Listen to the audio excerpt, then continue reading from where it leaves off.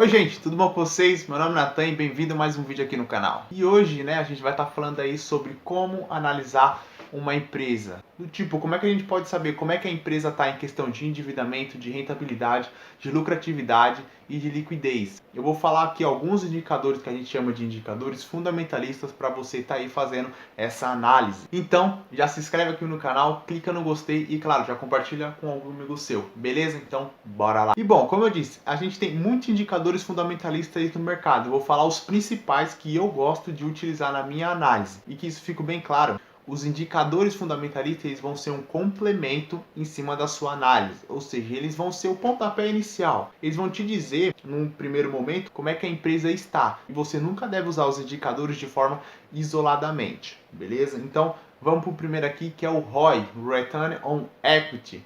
O que esse indicador mostra? Ele mostra basicamente o quanto que os sócios estão conseguindo de retorno em cima do capital que eles alocaram. Um exemplo aqui. Então vamos imaginar você aí tem uma empresa e você, para dar o pontapé inicial ali, para ela começar as suas atividades operacionais, você invista aí, digamos, 100 mil reais. E beleza, 100 mil reais para comprar o maquinário, para pagar a mão de obra, os softwares, enfim, por aí vai. E sua empresa começou a operar. E num período de 12 meses, ela registrou um lucro de 8 mil reais. Esses 8 mil reais, comparado aos 100 mil reais que você investiu no negócio, isso dá um retorno de 8%. Então, o ROI, ele basicamente é isso, ele é um indicador de rentabilidade. Então, ele vai falar, você investiu X reais nessa empresa e ela te retornou X reais. Então, esse retorno que ela te trouxe, comparado ao que você colocou nela, é o ROI. 2 é a margem líquida. O que é a margem líquida? Basicamente, ela fala o quanto que do lucro líquido da empresa representa da receita líquida. Porque a gente sabe, até chegar no lucro líquido lá, que é basicamente a última linha de uma DRE, a gente tem várias deduções no meio do caminho. A gente tem imposto, a gente tem despesa, a gente tem custo. A gente tem vários custos lá em cima, então vai tirando sempre um pouco da receita, né?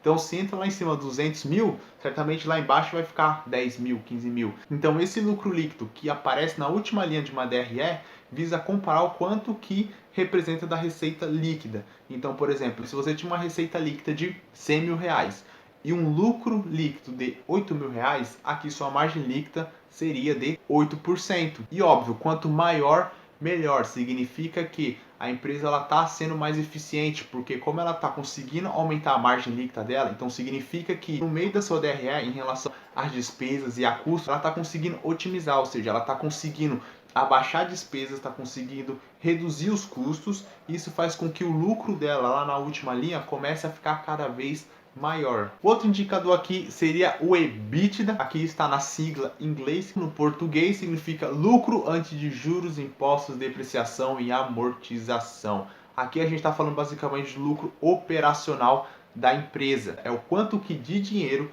a empresa conseguiu com as suas atividades operacionais, ou seja, com a sua operação principal. Então, se é uma empresa que vende roupa, tipo lojas Renner, então essa receita operacional vai ser proveniente da venda de roupas. Então, basicamente é isso, é o quanto que a atividade operacional da empresa, sua atividade principal, está gerando de lucro operacional para ela. Não é lucro líquido, é lucro operacional. E óbvio, quanto maior, melhor. Significa que a atividade principal da empresa está gerando retorno para ela. Então, ou seja, aquilo que ela se propôs a fazer, isso é bom quando esse indicador está subindo. É saudável para a empresa.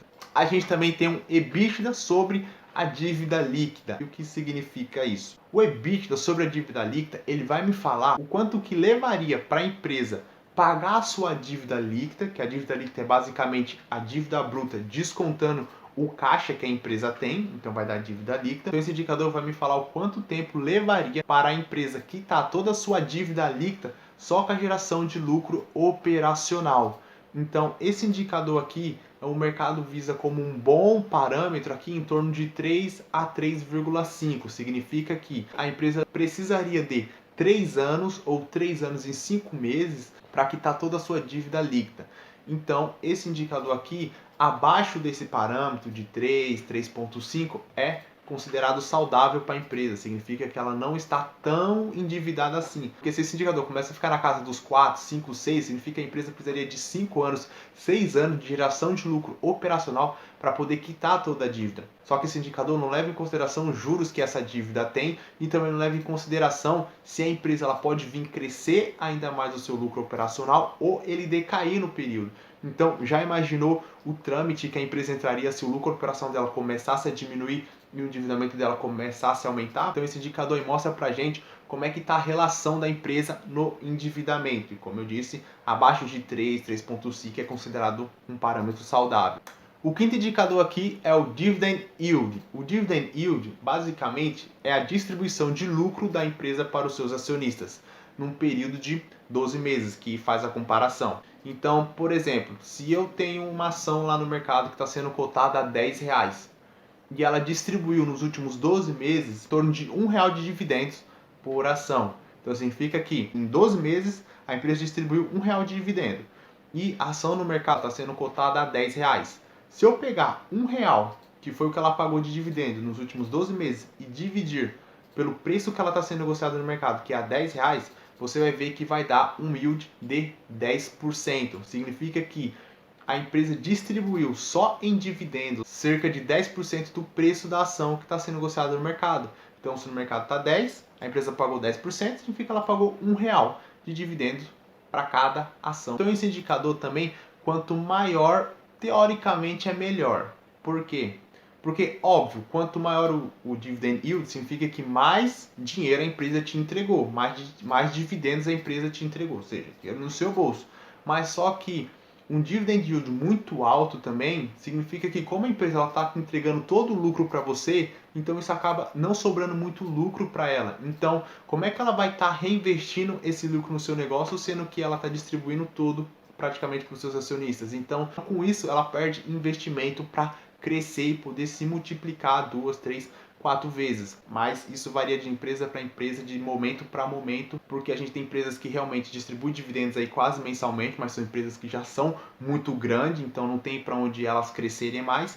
E tem empresas que são menores, ou seja, que ainda estão crescendo, então justifica também ela não pagar tanto dividendos assim. Então, dividend yield alto pode significar boa coisa ou não, isso depende do momento que a empresa está passando. E por último aqui a gente tem o KGR, que significa taxa de crescimento anual composta. E o que significa isso?